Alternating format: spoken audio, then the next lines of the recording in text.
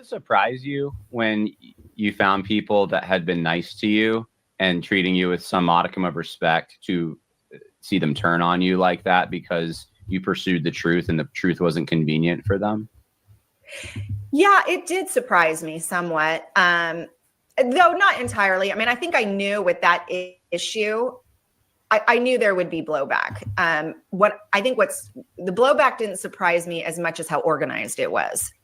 Like, it was very clear that meetings had taken place and that we are going to collectively, as institutional leadership, put out a statement, and that the overwhelming power of our institutional respectability should overwhelm this one journalist out there. And then hopefully, my sense was hopefully she will tuck her tail in and slink away embarrassed about what she said. Did it surprise? Okay. And we are here. Lucas is here. Good to see you, Lucas. Okay, your phone is 10%. Regards charged last night. Good morning, Joel. Well, hopefully it's got enough juice where you could stay with us, Lucas. So that was Megan Basham, and I'm going to follow up a little bit on my talking about her book, Shepherds for Sale. Get my camera figured out here. This book here, Shepherds for Sale. I talked about it last week. I'm still in the process of reading it. It's hard to find time to read it. But this is a little bit about the reaction that she's gotten from evangelical leaders that she called out by name. And in the book, she takes pains to, at the beginning, to talk about who she is mentioning, who she's not. And if they're pretty much on public record, saying things, or if they said things in the public domain, she was going to name their names. And she stuck pretty well to that. I hear there is some controversy about whether in her section of, there's a chapter, she deals with the Me Too movement, how that the church, a lot of churches glommed onto that, adopted that, participated in that, and turned it into a church too movement. And she talked about the Southern Baptist Convention and how they had dealt with someone who was accused with the same abuses that men's rights and due process and, no proof necessary. Automatically, the man's guilty. And she describes one or two scenarios within that. And I heard that there was some controversy on whether she had permission to use one of the names. But I think they used the names, and that person, openly participated in building that movement within the Southern Baptist Convention. So, but it's interesting, the reaction, and people have a right to react. I know that John Ortland's son, I think his name is Gavin Ortland, had a lot of responses to it because he was named and called out in the book several times. And AC, you came in. Morning, AC. Okay, AC and Lucas are chiming in. But I know there's been some reaction, but it's funny. It's hard to find it. I've been doing a lot of searching on trying to find people that reacted strongly to it. I've heard that there's a lot of backlash against her. I just can't find a lot of it because she really does back up what she says. I think I've counted 50 pages of notes that she has in the back of sources and references to what she says. So it's well researched. Okay. Shane. Oh, Chantel. Oh, hi, Chantel. Sorry. Sorry, Chantel. I haven't seen you in a while. Good to see you. And this is Nobody's Fault podcast. They just received her book. Can't wait to read it. Yeah, it's a must read, whatever you think of it. Oh, there you go.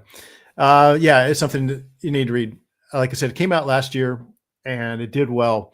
But again, like I said last week, with Charlie Kirk's assassination, it has really hit the forefront because really, Cash. Everyone calls me Cash. Okay, Cash. I'll try and remember that. And really, I think the reason it's gotten so much attention now, it's got kind of a second life, is the reaction of a lot of the evangelical leaders to Charlie's death, to his assassination, to his killing. It's really I don't know understand what the motivation or what the reasoning is for people who didn't want Charlie's name even mentioned in church, or people that are actually, I've seen Christian people that there was one Christian family in my church that when my pastor mentioned Charlie Kirk's assassination in the most non-offensive way he possibly could, even to the point of asking prayer for the shooter's family, because obviously they were not part of it and they're the ones that turned him in. And so he said, we need to pray for everybody in this situation, including the shooter's family. He might even have said, including the shooter, which, you can't get any more gracious than that. You can't get any more neutral than that. But he did mention Charlie's name, and one church in the family, and one family in the church, excuse me, decided that was too much, and they left. A long time family.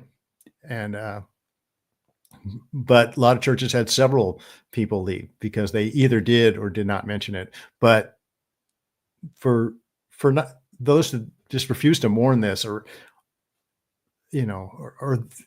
chose to have the reaction that somehow it's not legitimate to be shocked and outraged and mourn Charlie Kirk's death, it's just is mind-boggling. And that is one of the things that it rekindled these issues that Megan is talking about in the book. And so a lot of people that are targeted in this book legitimized it by their behavior and by their reaction to, a point in time in Christian history, or at least American Christian and world Christian history, really, because the world reacted to Charlie. We talked about that at the time. The whole world reacted to this, the whole Christian world for sure, and the whole world in general. So it really rekindled this issue, and that's why this book is brought to the forefront, and that's why I decided to read it and tackled it on my podcast, because the same people, a lot of the same people that are mentioned in the book are the same people that had this confounding reaction to Charlie's assassination. So, and I remember I did catch one reaction to some of the criticism that Megan is getting, and the guy said what I say a lot: Christian leaders have brought this on themselves. They created this problem with the way they handle things. Okay, Cash. I go to Calvary Chapel Church and went specifically to honor Charlie the Sunday after. My old church wouldn't even mention his name. There you go. So that kind of thing is what brought these issues back to life. Megan's book would have done well last year and probably just been gone the way of all books that do well. And, surged. Everybody read it. Everybody had read it. Once everybody has read it, it kind of just goes back on the bookshelf, right? But the way some people reacted, it brought these issues back to the forefront. It brought her back to the forefront. She's been doing all kinds of social media and media. And here we are with her book now back in prominence, and these people being called out yet again. More people are reading this, calling out of these evangelical leaders who really did trade truth for a leftist agenda. That's just, and she's, like I said, it's footnoted, it's researched. She backs up everything she says. She may be wrong on one or two things, or maybe not completely accurate, but fine. Then, challenge her on that, get that cleared up, set the record straight on one or two things. But, my sense is, and from what I read and from the way she's got it documented and from what I remember, my experience at the time, she's right on. And as I told you, when I first heard about this book, just the title itself, I said, I knew she was onto something, because this is what I talk about a lot. And this is what I've kind of been banging a drum on. So that's kind of the reaction that's happened. Actually, since she wrote the book, she's had a cancer diagnosis. And I think she's gotten through it okay. I know she had some chemo treatments and things like that. Hopefully we'll have her here for a long time, and nothing else will come of that. But so that's what I just thought I'd chip in. My last 2 cents on this. It is a fantastic book. It's timely. Again, I think she's over target by the way people are reacting to it.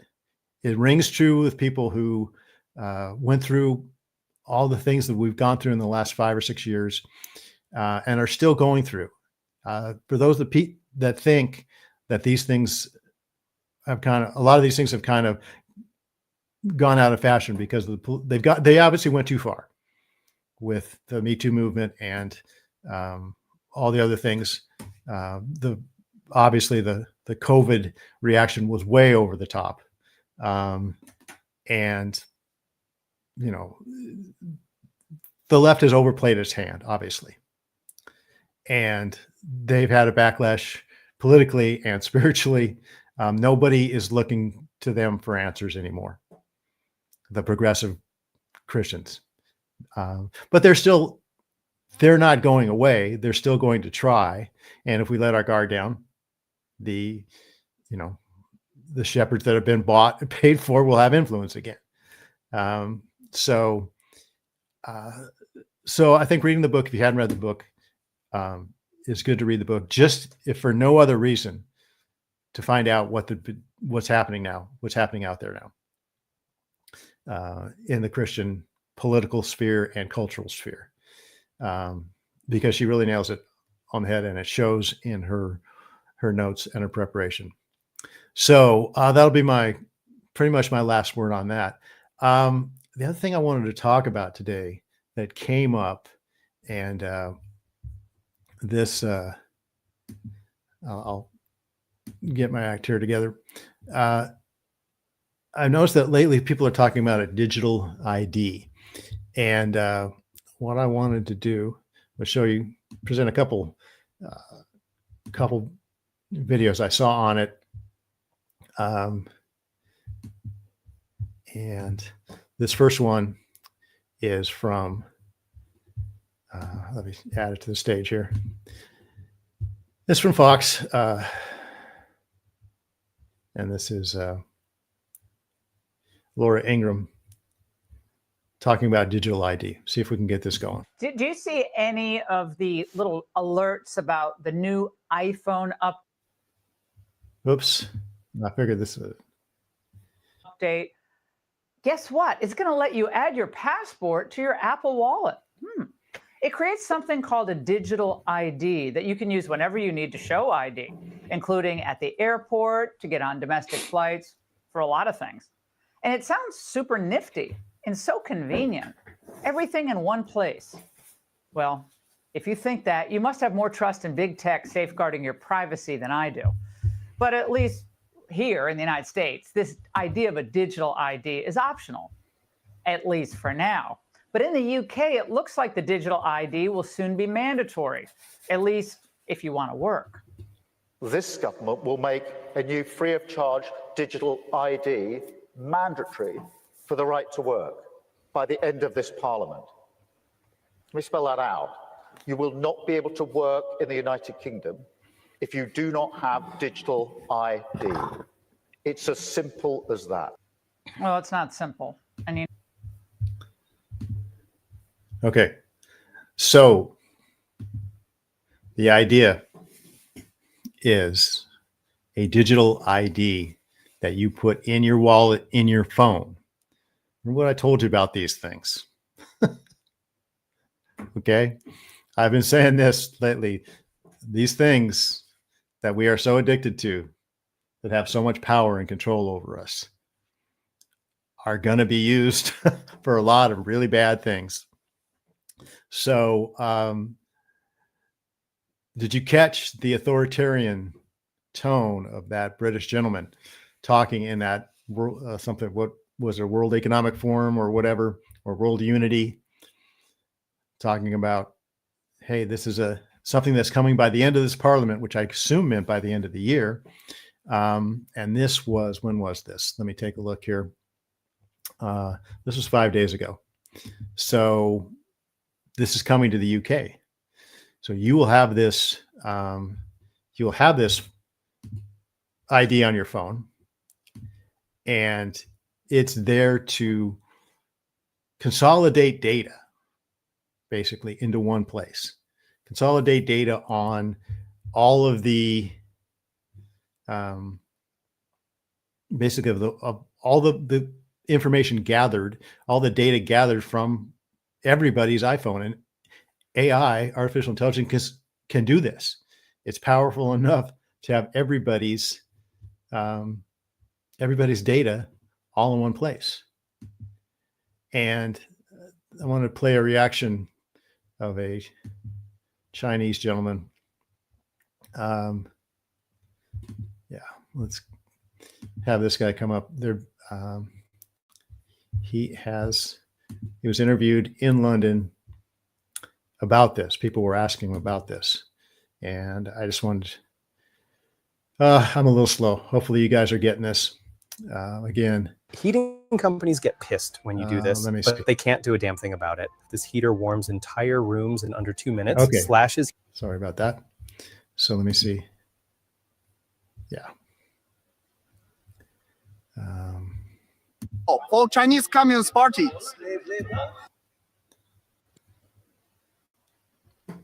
Heating companies get pissed when you do this, but they can't do a damn thing about it. This heater warms entire rooms in under 2 minutes, slashes heating bills by 90%.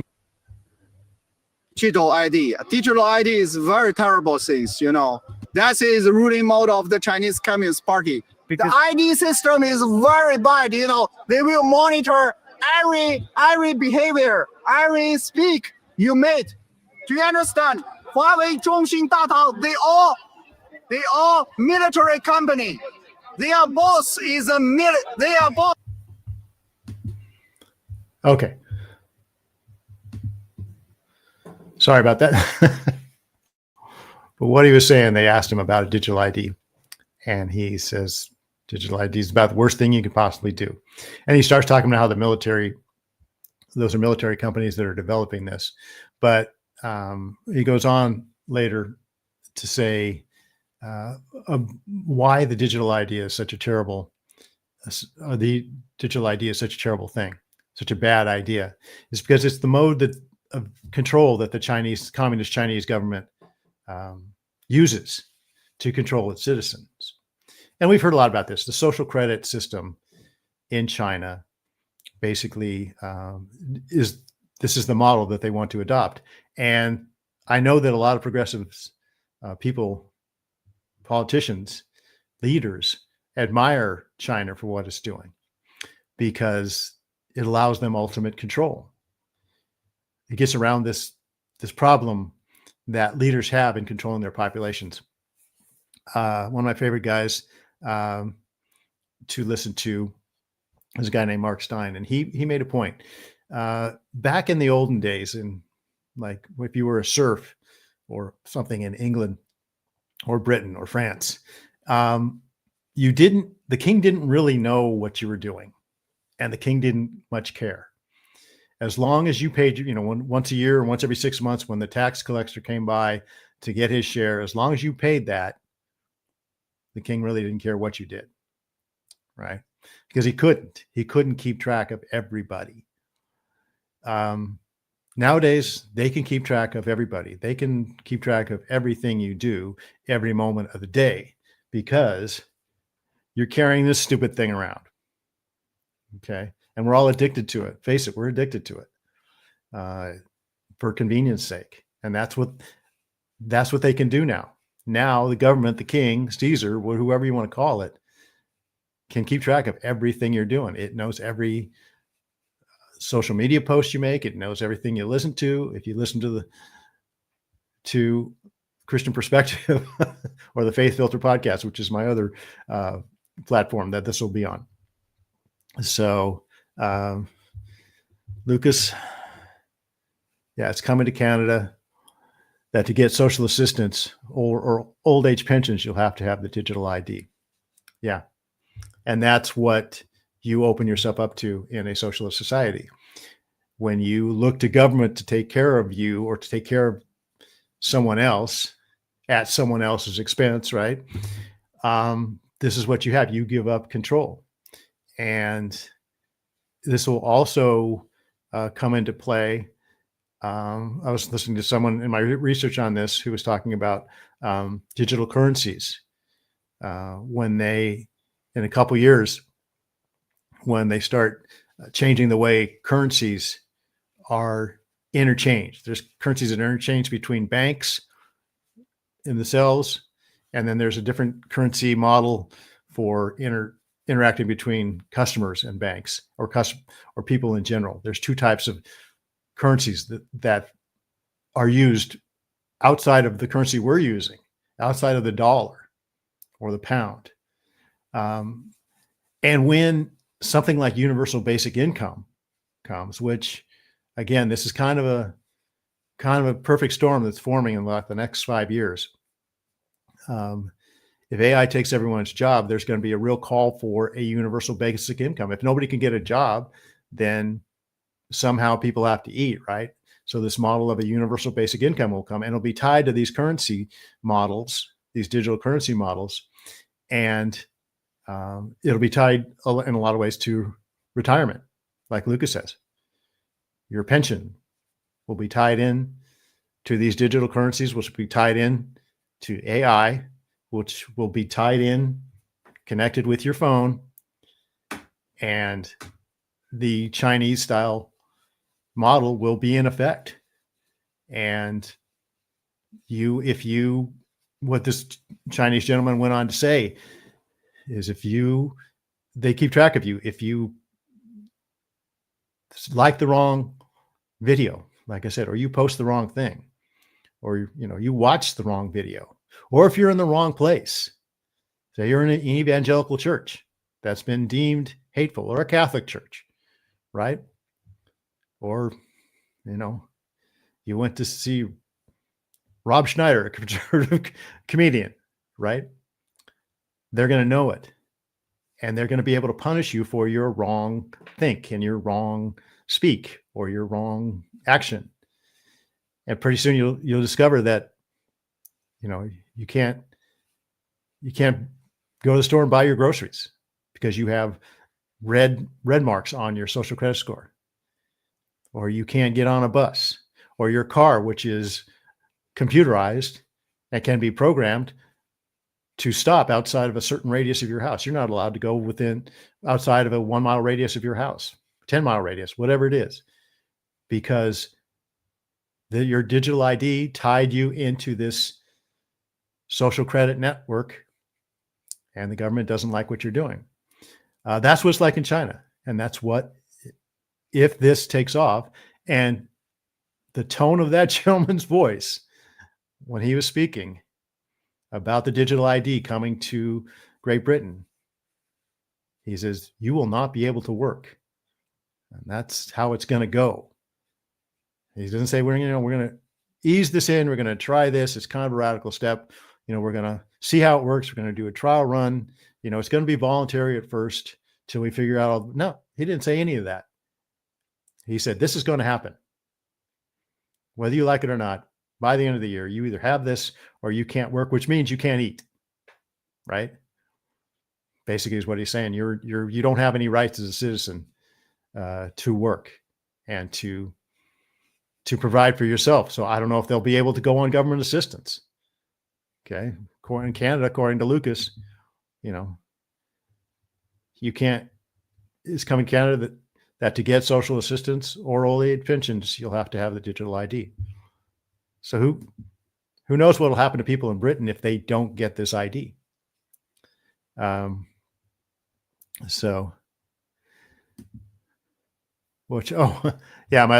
called the Faith Filter Podcast. You can get it on Instagram or TikTok or Facebook, or actually YouTube too. A friend of mine set me up. It's basically the same content you're seeing here. So he's just putting it online on a separate thing. He's taking shorts of what we talk about here. So yeah, you can check it out. That's what is coming. This definitely fits into biblical prophecies. My eschatology is a little fluid right now, but if there was ever a model that an authoritarian world power government, if there were a way that would happen, this is it. The interconnectivity and the convenience, and that's what it'll be sold by. That's what this was sold by. How this was sold. It's so convenient. And I think the guy that I was watching did some research, and he asked some people, hey, as far as the universal basic income, he said, if you were promised £1,000 a month, he did this in Britain, and all you had to do was tie into this digital ID, you'd have to give up some of your rights as a citizen. Would you do it? Would you be willing to give up those rights and tie into this system where you're monitored all the time for £1,000 a month? And most people said, yeah, I take the £1,000 a month. Why do I care about my freedoms? It's so convenient. Hey, I get free money. And that's how it happens. That's just how it happens. And God forgive us for taking for granted the freedoms that people like my father fought for, and people before him, all the way back to the founding. All the blood and sweat and tears that was put into giving us these rights. In Great Britain, it goes back even further. It goes back 1,000 years to the Magna Carta, right? God forgive us for what we've done, for the situation we've created to where we are so easily deprived of our rights with our consent, just because it's convenient. And the guy I listened to estimates probably 90% of the population will do this without question, and they will sign up for free money. And the 10% that hold out, we'll see if that's going to be enough.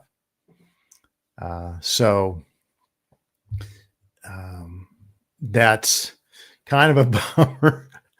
But if you do hold out, if you do forsake the convenience of everything, your reward's going to be in heaven. This is the test. Do we really believe this stuff? Do we really believe what we say we believe as Christians? Okay. Are we really living for eternity? Is this earth our home, or is heaven our home? Do we have an eternal mindset, or do we just have a temporary mindset that craves convenience and ease and endorphin hits? Because that's what these things are all about. Okay. And I get them too. I'm not pointing any, I point the finger, 3 fingers pointing back at me. I get caught up in my little digital world a lot. Just ask my wife. She'll tell you. So that'll be the test coming up. Again, the curse of living in interesting times, right?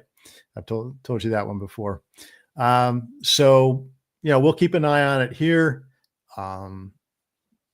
This is coming, and we better be prepared for it. And God willing, we will be. And if we stay faithful and to the truth that we know, because this is really what this is all about. Is a fight for truth, the truth of God's word, and the truth that we have, and the light that we can shine. That's the state we're in. That's where we're at. So, and I'm out of time, and that went really fast. Thanks for listening. And I will be on with Ben, tomorrow, I think we're going to be talking about giving thanks and having a heart of gratefulness this Thanksgiving. So I don't know if I'll see you next week. I don't think so, because it's obviously Thanksgiving. So we'll see you in a couple weeks. Thanks for listening, guys. Bye.